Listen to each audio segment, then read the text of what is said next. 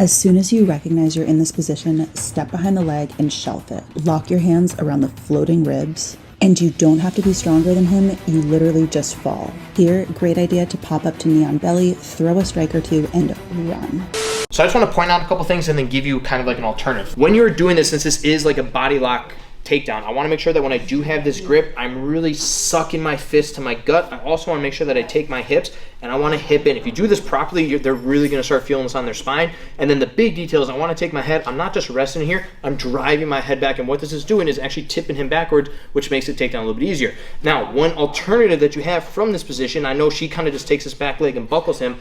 What I can do, especially for a smaller person, I'm going to take this back leg, drive it into his hip, and as I drive it into his hip, I'm actually going to step back with the front leg. Now both legs are behind. He's completely off balance. Now I can pull him straight down, drive in, and we can do everything else that she mentioned. And then just understand that we're not always going to be able to hit these takedowns. So if you get into a position, I start hand fighting, I get into a good solid base, which should be your primary focus. Start just applying damage. Stomp on the foot, start throwing elbows, strike in the face, elbow in the face, whatever's available. I'm looking to get these grips broken and just an opportunity where I can clear my head, start throwing a few more strikes, and we can get out of there. So give those options a try. Stay safe.